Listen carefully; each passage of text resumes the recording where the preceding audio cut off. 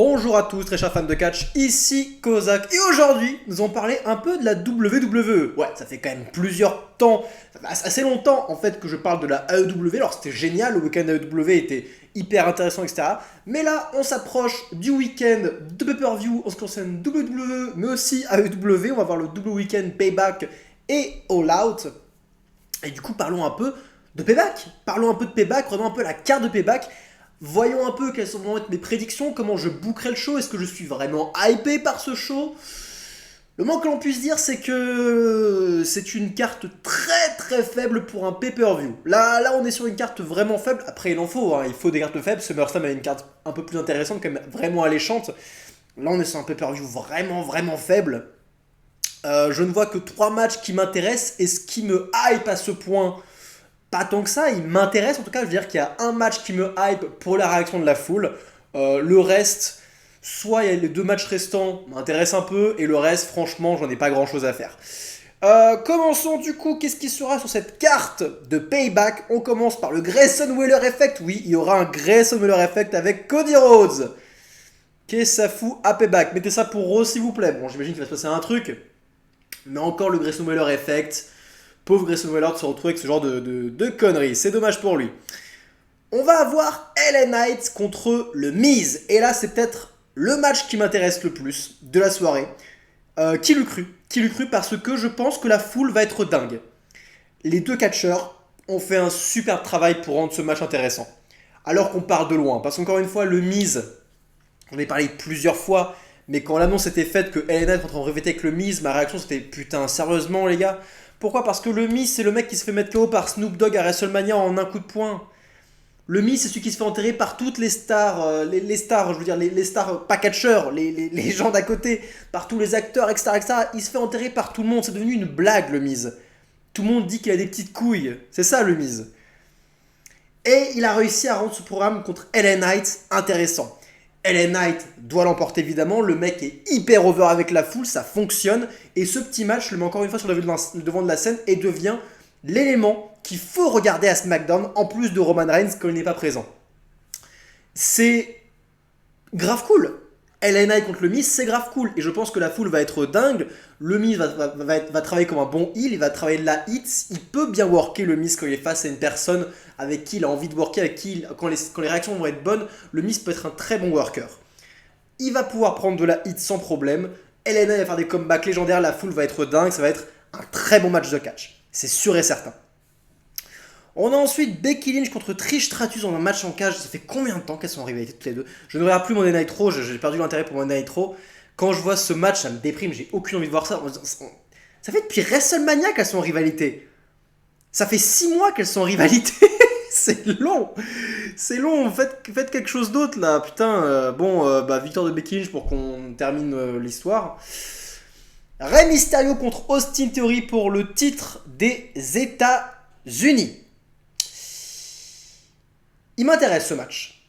C'est un des matchs qui m'intéresse parce que les deux catcheurs sont excellents, que la rivalité a été construite. Rey Mysterio a pris le titre à Austin Theory de manière assez choquante et surprenante, alors que c'était Santos Escobar qui devait se battre contre Austin Theory. On a un peu travaillé le fait que peut-être que Santos Escobar est jaloux, etc., et peut-être qu'il en veut à Rey Mysterio d'avoir volé la vedette en quelque sorte. Austin Theory, lui, il est envieux. On va retrouver le Austin Theory qui veut se battre, qui veut retrouver son championnat. Il va être intéressant.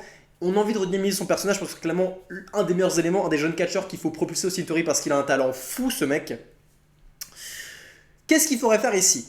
Rey Mysterio avec un championnat, ce n'est pas utile. Ce n'est pas utile pour Rey Mysterio. Ils l'ont fait pour, encore une fois, pour redonner un coup de blanc sur sa carrière, mais aussi peut-être pour redynamiser Austin Theory, mais aussi, et je pense, et surtout pour redynamiser Santos Escobar. Puisque je pense que Santos Escobar va trahir Rey Mysterio et va coûter la victoire à Rey Mysterio. Il faut que Santos tourne heel puisque son face turn ne fonctionne pas, il est insignifiant, on s'en bat les couilles de lui, il n'arrive pas à avoir de hype auprès de la foule, il n'arrive pas à dégager un côté babyface intéressant. En heel, il peut fonctionner. S'il fait chier, s'il coûte le match à Rey Mysterio, ça peut fonctionner. Et Austin Theory peut reprendre son titre, revenir sur le devant de la scène et redynamiser son perso. Il faut qu'il redynamise son perso, il faut qu'on trouve des rivalités intéressantes pour Austin Theory. Voilà, le match va être bon, c'est sûr et certain. Un des matchs qui m'intéresse le plus aussi, c'est Gunther contre Chad Gable. Alors là, je le vois pas sur le site où je suis. Je crois qu'il est pas sur le site où je suis, mais il me semble bien qu'il sera à payback. Puis si jamais il est pas à payback, bah écoutez, tant pis. Mais ce serait dommage. Gunther contre Chad Gable, bah pareil. Je ne suivais pas Rome, mais j'ai suivi ce qui se passait entre Gunther et Chad Gable. Et moi, qu'on puisse dire, c'est que Chad Gable, putain, c'est un bon worker. Et quand le mec, il n'est pas ridiculisé. Quand le mec, on lui dit, quand il n'a pas à faire ses cheux, à être en équipe avec Otis, qu'il n'a pas à faire les fuck you, enfin, à devenir une sorte de débile mental attardé, le mec, il sait travailler.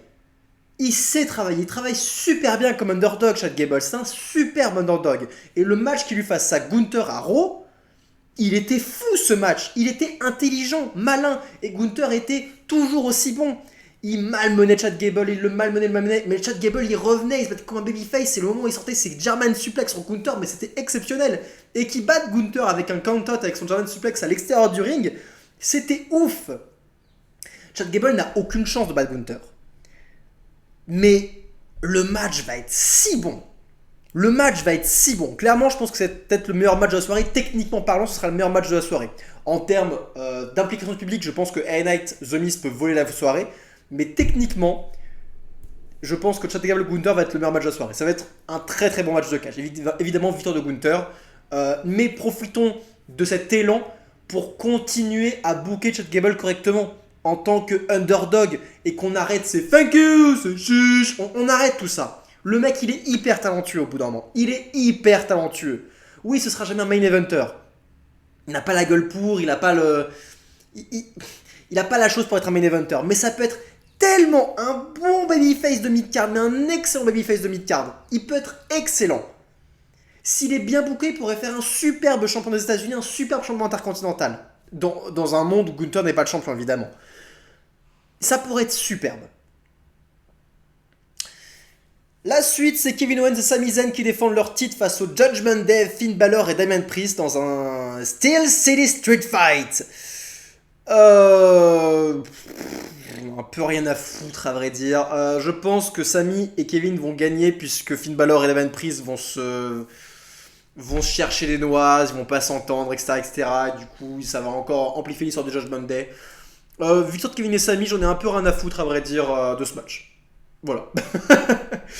Par contre, le dernier match qui m'intéresse, c'est Rhea Ripley face à Raquel Rodriguez. Pourquoi ? Parce que c'est enfin la première adversaire intéressante depuis Charlotte Flair à WrestleMania pour le règne de Rhea Ripley. Je dirais même qu'en fait, c'est la première adversaire intéressante pour Rhea Ripley depuis qu'elle est championne. En fait, tout simplement. Raquel Rodriguez, elle a pas le charisme ni la promo de Rhea Ripley, mais elle a le physique. Elle a le même physique, elle a une puissance pas mauvaise et ça marche. Quand je vois Raquel Rodriguez, je me dis ok, face à Rhea Ripley, il y a un match qui va se passer. Évidemment, Rhea Ripley va conserver, il faut qu'elle conserve, mais on va avoir un bon match de catch. Un match de catch où on va enfin voir Rhea Ripley en véritable difficulté. Et ça va être intéressant parce que c'est en véritable difficulté qu'on obtient la meilleure Rhea Ripley. Son match face à Charlotte Flair reste toujours à ce jour le meilleur match féminin que j'ai vu de ma vie. On verra comment ça va être. Je pense que ça va être un très bon match de catch. Il peut créer la surprise ce match. Il peut créer la surprise. Nous verrons bien. Raquel Rodriguez n'est pas Charlotte Flair, mais je pense qu'il y a un véritable potentiel. Et ce qui sera sans doute le main event ou l'opener à voir, c'est Seth Rollins contre Shinsuke Nakamura. Alors ils ont bien travaillé la chose. Enfin Nakamura, toute la promo sur le fait que Seth Rollins a des problèmes au dos, que Nakamura le blessait à ce niveau-là, etc., etc. Ils ont su bien booker avec ce qu'ils avaient, mais ce qu'ils ont, c'est quand même pas vous. Enfin, à quel moment Shinsuke Nakamura a la moindre chance de devenir champion de Raw ? Aucune chance. Aucune chance. Zéro. Le match sera pas mal parce que Seth Rollins c'est un excellent worker, que Shinsuke Nakamura est pas mal aussi. Quand il évite de refaire des caisses, il est pas mauvais. Nakamura en heel, ce sera bien. Rollins en face, ce sera bien aussi. Ce sera un bon match de catch. De là, est-ce que ça me hype ? Non. Absolument pas. Donc quand vous voyez Payback, pas grand chose à dire. Hâte de voir la réaction de la foule pour LA Knight contre le Miz. Hâte de voir la technique de Chad Gable contre Gunther. Et hâte de voir le premier adversaire intéressant de Rhea Ripley. Le reste, ça fait quand même très pay-per-view filler, hein, on va pas se mentir.